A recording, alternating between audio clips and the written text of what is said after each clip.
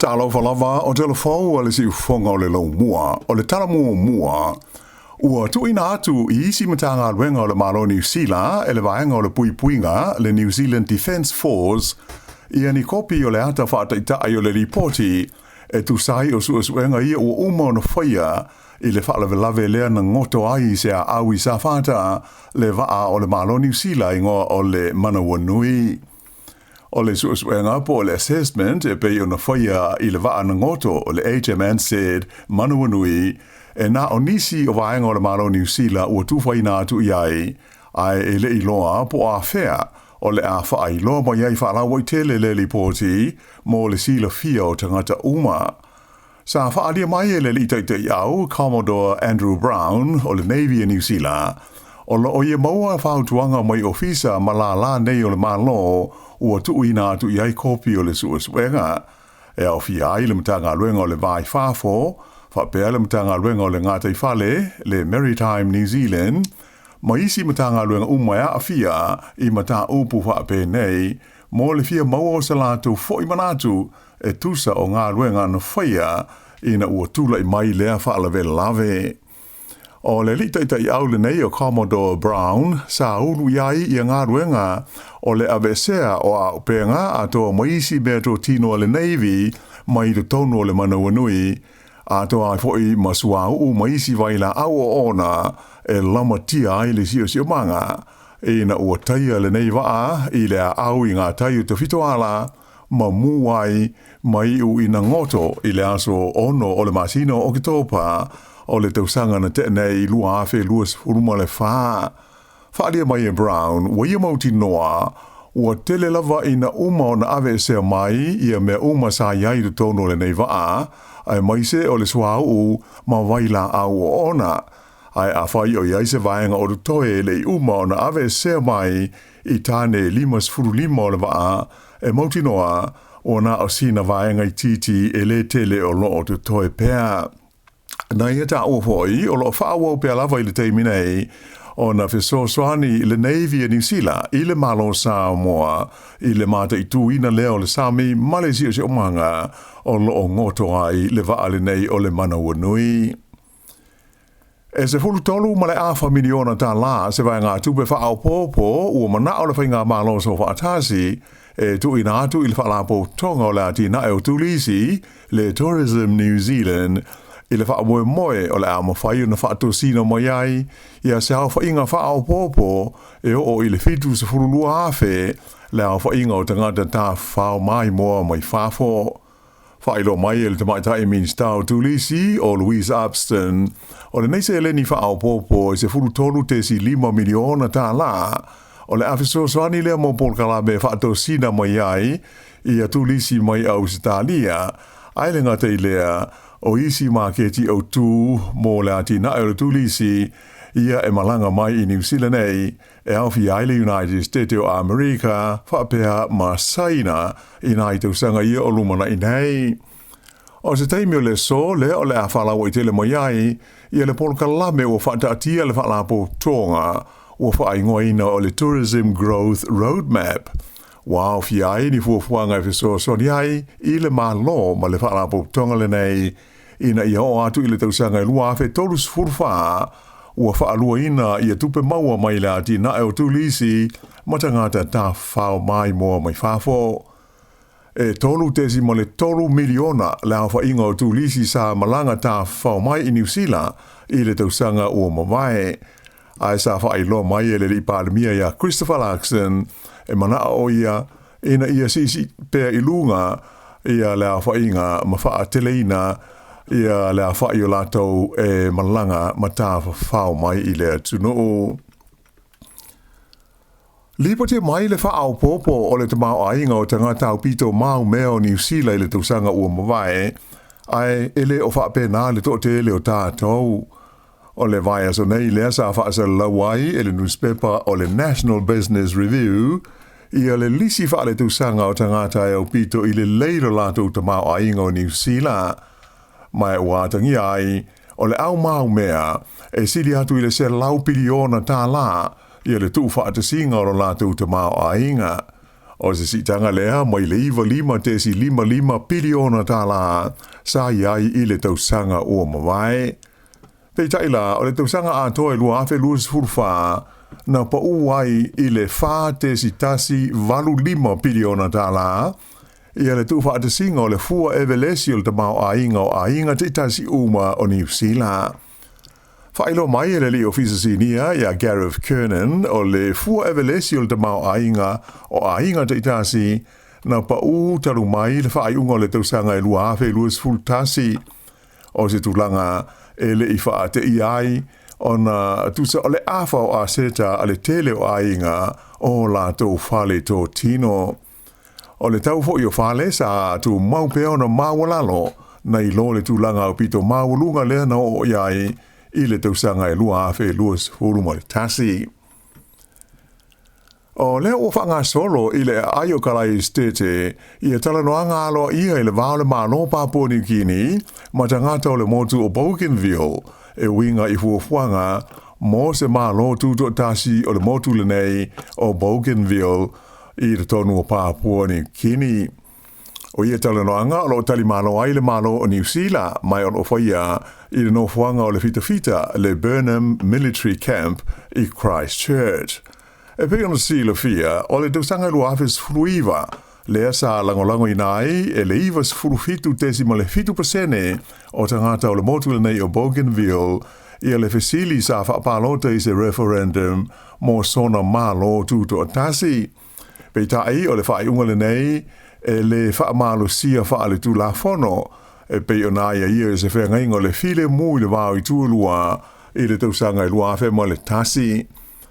O le nganga lao tera noanga lo whaanga solo nei Christchurch ina ia whaamanino ai le whainga e mawhai o na tuina atu ai le mata upule nei ma le taunu unga o le pālota whaapitoa na whaia e tala noina I le tonu o le pālemene o Papua New Guinea. E leo se teimi mua le nei o whaiai I lea no whanga o le fita I kalai estete ni tala noanga alo ia e winga I le motu le nei o Bougainville. O le awhiwa se lau iwa fitu le fo isa tali mano ai le lava no whanga I tala noanga mo le whai uina o le taua lea na tūla I mai le tono o Bougainville I lea wai taimi.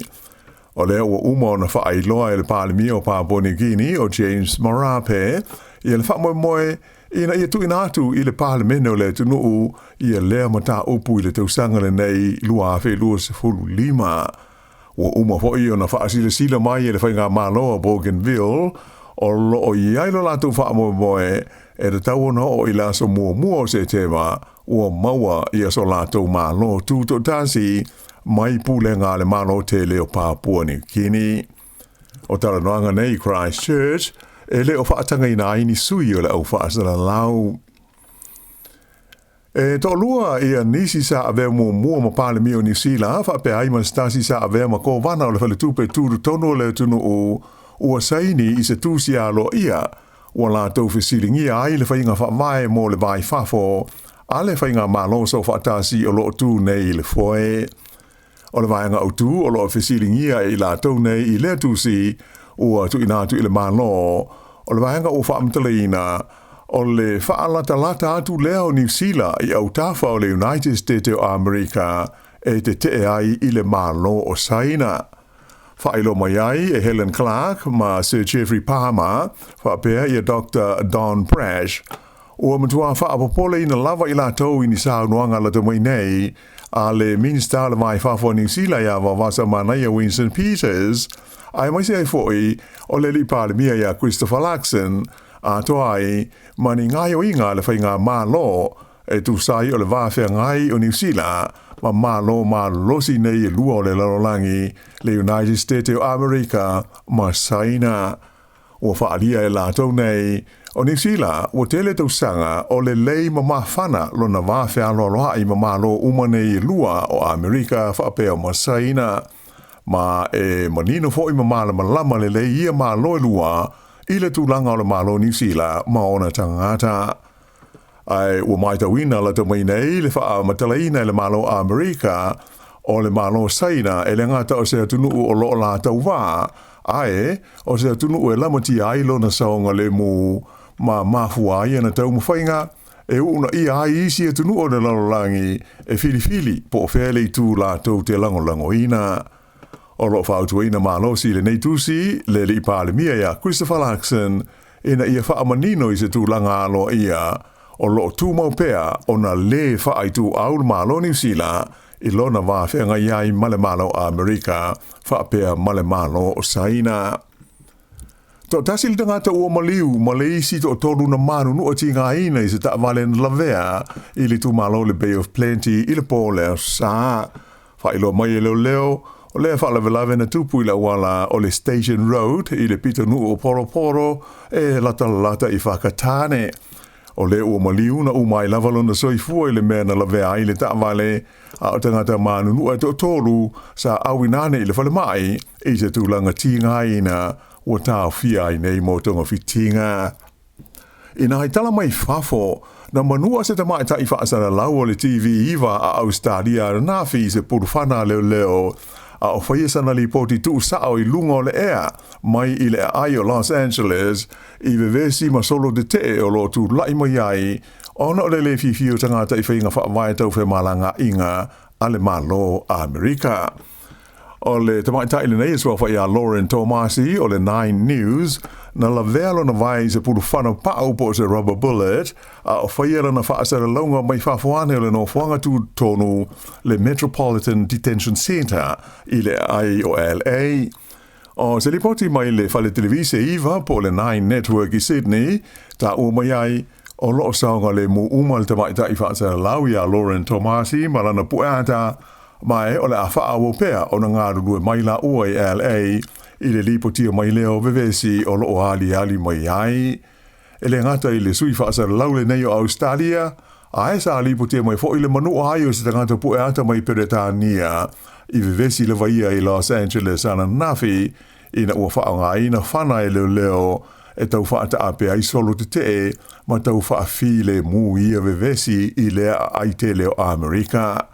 Whaari ai e whale TV le 9 News Australia o lea whaalavelave o se whaamanatu tāu o lea i le matauti o le tūranga o ngā luenga e whea ngai me tangata whaasara lau i le taunga whai lea i lipotia mai ma whaasara lau mea te tūpu e pei o vevesi ia i le ai o Los Angeles.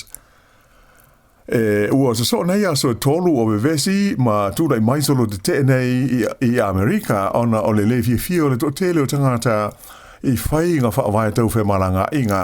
a le whai ngā māloa Donald Trump. Po le stona i lea sa whaatonu i nai le pele stene a Donald Trump, le awina ane o le lua afe o le au whainga o le fita o le vai ngā aua le stete o California, le California National Guard, e tiu te ai i mga awala o Los Angeles e tau whaafile mu ai solo te ma vevesi e pei o na iai. Na amata ia vevesi nei les foreile o mamai i le mao te ngata lautele ma la uwhenga luenga la ofisa o le immigration whapea le ofisa o le tiute o le vaenga le ta o le Immigration and Customs Enforcement po le ICE i le whapupuu. To tele te ngata ua loka ma tau fiai e li imtamaita i ofisa o le ICE ona e whapea o la tau soli tula fono i le tula fono o whe malanga inga Amerika.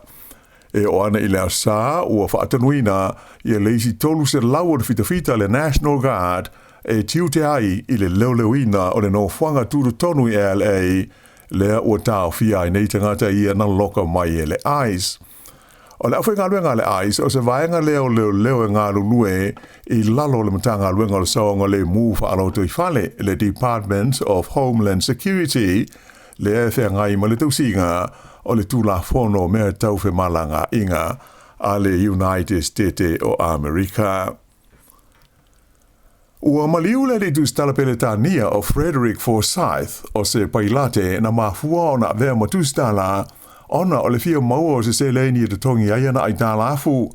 E tu sa male lua se furu la wha inga o ni tusi sa whaare tau i ngā o inga whaasi pai sa tu sia ele nei li o Forsyth mai siri atu le fitu se furu miliona le au wha inga o ia tusi sa whaatawina atu ma whaitawina tangata i isi tu SS o le laurolangi. e o pito I lawi loa le nei tu stala I ana tusi e lua whaingoina o le The Day of the Jackal ma le The Aotearoa o le tala o le tusi le nei The Day of the Jackal e whaatau lea I tau mo whainga e tangata waleina le pele estene o le malo falani o Charles D. Hall lea sa whaasara lau I tua le tausanga tasi iwa fitu tasi mai sa ilonga ona fia I aile to tele whaitawai sa munumuni ane ona avelea o lea tusi maata ti whanga e maliu nei le li o Frederick Forsyth I le songa fua ua valus furono tausanga o le soi fua. I ta alonga, tanga polo whaalewao malo ua lua malo so o le li New Zealand Orion Fox I ni tawanga te tele o le PGA Tour ina ua malo o iana nafi le taamansanga o le Canadian Open I le ai o Toronto. O le li mai Amerika e ngoi a Sam Burns le sa tau wama Fox e sue ai le siampini o le taamansanga ua manu malo ai Fox I le whailonga tupe e lata I le 3 miliona Tala. O lona lua leo malo o le li Orion Fox I le taamansanga lo whaanga solo a le PGA Tour I le tono le tolu vai aso ua tuana I tu nei. O lona malo mua lea sa siampini ai o ia lata mai nei I le taamansanga o le Myrtle Beach Classic I South Carolina I Amerika. Ai o le malo nei o Fox I Kanata ua maua ai mano nā wanoa e tau wā ai le taamansanga o le American Open I le vai aso nei le whaia I Pennsylvania I Amerika. O lona tonua I leo taamansanga te tele o tanga polo whaalewao malo I le nei tausanga. Lipotia mai le maua la wanoa e mata matapua I ai I le taamansanga lea I Kanata ia le ausoka le All Whites New Zealand le ana malo I le latu ta'alonga ma le ausoka le Ivory Coast na whaia I leo sa I le ai leo o Toronto I Kanata. E au le whaingo le nā le vaenga o telefou